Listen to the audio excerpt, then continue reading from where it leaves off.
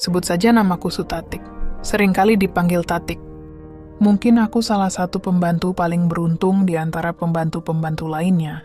Iya, aku pembantu yang beruntung bisa bekerja di rumah Pak Jono yang kaya raya. Pasalnya, meski hanya seorang pembantu, tapi kerjaanku bukan hanya mencuci, bersih-bersih atau memasak saja, melainkan juga berperan penting untuk memenuhi kebutuhan lainnya. Dan hal itu masih kujalani hingga saat ini. Sebelumnya, aku seorang janda dengan satu anak yang kutitipkan pada ibuku di kampung.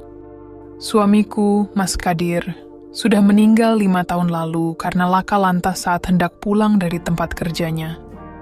Sepeninggal suamiku, terpaksa aku harus memutar otak untuk memenuhi kebutuhanku dan juga anakku. Sebelum menjadi pembantu, beberapa kerjaan sudah kulakoni, seperti berjualan kue di pasar, menjadi tukang cuci panggilan, bahkan menjadi buruh di pabrik rumahan. Namun rupanya semua usaha itu sia-sia, karena hal itu tak cukup memenuhi kebutuhan yang serba mahal. Beruntung, salah satu teman SD-ku mengajakku ke kota untuk bekerja di salah satu mantan majikannya. Akhirnya, dengan berbekal tekad dan semangat untuk merubah nasib, aku berhasil menjadi pembantu di rumah Pak Jono. Beliau merupakan salah satu anggota dewan sekaligus salah satu orang kaya di kotanya. Selama bekerja di kediaman Pak Jono, bisa dibilang kehidupanku makmur tanpa kekurangan. Aku juga begitu kerasan tinggal di sana, sebab keluarga majikanku itu orang-orangnya baik. Terutama Pak Jono sendiri. Bahkan beliau memberikan hal lebih dari apa yang aku harapkan.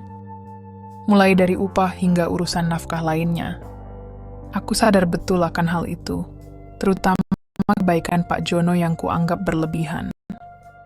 Kendati demikian, aku tak begitu memikirkannya.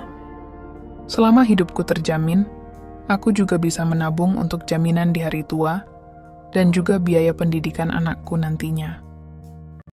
Perkara sikap Pak Jono yang kadang meminta hal yang waneh-waneh jika kebetulan istrinya tak ada di rumah, itu adalah perkara lain. Aku tak masalah bahkan dengan ikhlas memberikannya. Walaupun aku berasal dari kampung, aku tergolong wanita yang menarik. Usiaku tidak terlalu tua, yaitu 49 tahun, namun aku tak ingin berpenampilan layaknya orang kampung biasa. Aku selalu berdandan cantik agar tetap tampil sempurna. Keahlianku dalam merawat diri membuat penampilanku tak kalah dengan gadis remaja. Bahkan seringkali Pak Jono memujiku dengan kata-kata, "Kamu ini makin tua makin cantik aja, Bi. Saya jadi..." Begitulah yang kuingat dari ucapan majikanku. Kulitku yang sawo matang khas orang desa menambah nilai lebih. Sederhana tapi istimewa. Begitu kata para orang yang pernah memujiku. Di usiaku yang separuh abad dan menyandang status janda tak membuatku kesepian. Karena selain aku mendapat tugas lain dari Pak Jono, aku juga pernah pula memberi tugas lain pada Mas Tarman, satpam rumah majikanku. Tugas-tugas tersebut berawal ketika majikanku Pak Jono pergi keluar kota dalam waktu 1 bulan lamanya. Selama itu pula aku merasa sendiri dan sunyi. Tak ada seseorang yang biasa mewarnai hari-hariku seperti biasanya. Terutama saat itu musim dingin dan hujan. Tentu saja setiap malam terasa hampa dan ada yang kurang. Hal itulah yang membuatku iseng menggoda satpam tersebut. Aku lantas mengirim pesan WhatsApp, lalu mengutarakan niat muliaku padanya. Sampai pada akhirnya, tugas negara dan juga solusi permasalahanku teratasi tanpa adanya kendala. Namun rupanya, bukan hanya Mas Tarman orang kedua setelah majikanku. Ada pula seseorang yang akhirnya membuatku terkesan dengan hasil tugas negaranya. Seseorang tersebut adalah Rudi, keponakan daripada majikan yang juga tinggal di sana. Dia berusia 25 tahun. Lalu bagaimana hal itu bermula? Semua itu berawal saat malam itu aku berdiam diri di kamar, Biasanya pada malam hari Pak Jono akan menemuiku untuk menunaikan kewajibannya. Namun malam itu berbeda. Pak Jono tak mungkin menemuiku karena Nyonya sedang berada di rumah. Biasanya Nyonya selalu sibuk dengan urusan kantornya. Bahkan sering pula Nyonya tak pulang demi menyelesaikan pekerjaan di kantornya. Nyonya majikanku memang orang yang sibuk seperti suaminya. Jabatan sebagai sekretaris pabrik ternama membuatnya sering keluar kota. Praktis malam itu, aku tak bisa memejamkan mata. Keinginan kerja beserta semangatku sedang meningkat. Apalagi dalam pikiranku, terbayang Pak Jono sedang sibuk menunaikan ibadah bersama istrinya. Sebenarnya terpikir pula untuk memanggil Mas Tarman untuk sementara. Namun aku tak berani karena Pak Jono ada di rumah. Aku khawatir nantinya akan menjadi masalah. Karena tak ingin terus kepikiran, aku memutuskan untuk istirahat saja. Hingga beberapa menit kemudian, aku pun terlelap begitu saja. Entah berapa lama aku terlelap, namun dalam mimpiku aku seperti merasa ada yang berbeda. Seolah aku menjalankan tugas negara, bahkan sepertinya ada pula yang berjalan ke arah rerumputan padang Sahara.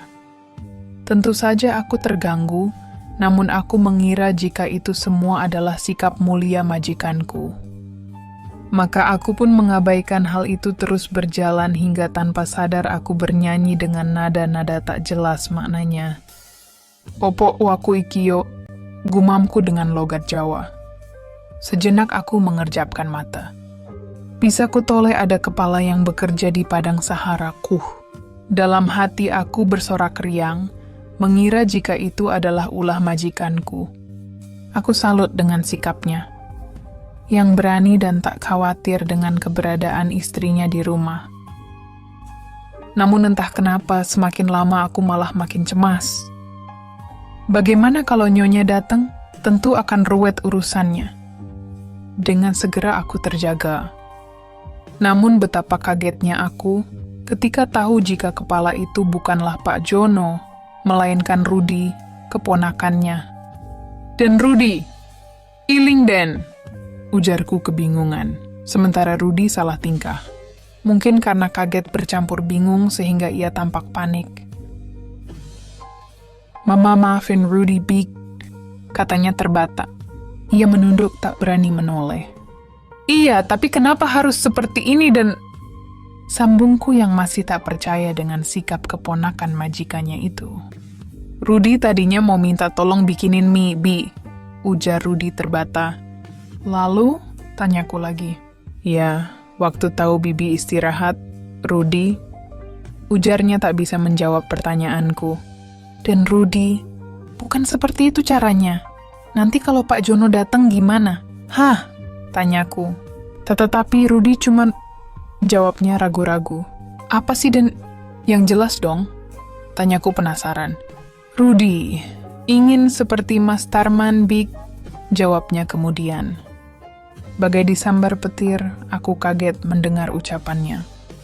Aku tak percaya jika dia juga mengetahui keakrabanku dengan Tarman, satpam di rumah pamannya. Mendadak aku panik bahkan khawatir dia akan memberitahu pada lainnya. Rudi kadang-kadang juga membayangkannya, Bi. Ucapan tersebut justru membuatku tak percaya.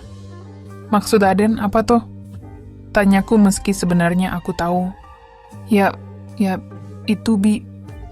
Sahutnya sambil memperhatikan penampilanku yang sudah tak seperti semula. Bahkan sempat pula ia menelan ludiahnya. Jujur aku jengkel dan bisa saja aku menegurnya. Namun, aku juga khawatir ia akan memberitahu lainnya. Benar-benar kelewatan anak ini, gerutuku dalam hati. Rupanya Rudi tak jauh beda dengan pamannya. Big, ujarnya membuyarkan lamunanku. Apa sih? Sahutku jengkel. Boleh nggak? Tanyanya. Apa nih? Tanyaku singkat. Seperti Mas Tarman, ujar Rudi tersenyum. Rudi ojo kurang aji. Ujarku tanpa menolehnya. Ya wes kalau gitu, jangan salahkan Rudi kalau paman sampai tahu. Ujarnya membuatku kaget. Bagaimana nasibku jika sampai demikian? Bisa-bisa aku diberhentikan bekerja di rumah Pak Jono. Jujur aku bingung dan tak tahu harus bagaimana menyikapinya. Jangan toh dan ujarku memelas. Berarti boleh kan? Sejenak aku berpikir kembali untuk menjawabnya. Perang batin pun sempat ada. Di tengah kebimbangan tersebut, aku terus mencari solusi terbaik masalah yang ada. Syukur-syukur tak sampai mengikuti ucapan ponakan majikanku itu. Tapi bagaimana? Aku bingung dan tak tahu harus apa. Kok malah bengong, Bik? Tanyanya membuyarkan lamunanku lagi. Akhirnya dengan ragu aku tersenyum sebagai tanda setuju. Aku terpaksa memilih pilihan tersebut, karena tak ada pilihan lain, serta khawatir dengan nasibku ke depannya. Berbeda denganku, Rudi malah tersenyum lalu mendekatkan diri pada Ilahi. Hingga sambutan perkenalan itu ia berikan begitu saja. Tentu saja aku kaget, dan ujarku berusaha mengabaikan sambutan tersebut. Tapi bukannya berhenti, dia justru berjalan ke arah rerumputan padang Sahara, lalu memberi perhatian lain-lainnya. Aku yang memang sebelumnya telah semangat 45 pun bingung menanggapinya. Namun akhirnya, tak urung aku kesenangan dan akhirnya turut menyesuaikan langkah-langkah solusi masalah tersebut. Tak dipungkiri, meski terbilang perdana, namun Rudi sukses membawa masalah yang sulit menjadi gembira. Hal yang hampir sama seperti solusi permasalahan yang pamannya sarankan waktu lalu. Jujur kuakui Rudi memang lain. Bahkan saking lainnya, aku tiba di bandara untuk kesekian kalinya. Gimana, Bi? Tanya Rudi setelah sampai pada tujuan utama. Aku tak menjawab, masih berusaha untuk mengembalikan spirit dalam diriku lagi. Sejak itu sikap Rudi berubah padaku. Dia selalu meminta saran-saran serta solusi jika masalahnya tiba. Kendati demikian, sikap sopannya tak berubah. Dia selalu menghargaiku, meski aku hanya pembantu. Jujur aku kagum. Hanya saja yang menjadi masalah, ia telah mengetahui pamannya juga sering menyarankan saran-saran dan solusi masalahnya padaku. Hal itu membuatku bimbang untuk memilih satu di antara mereka. Namun akhirnya setelah menimbang-nimbang, aku memutuskan untuk mengatur waktu, menyarankan solusi-solusi masalah untuk Rudi dan juga pamannya. Di mana saat Rudi mendapat masalah, aku selalu menyarankan solusi untuknya. Dan tentunya tanpa sepengetahuan pamannya.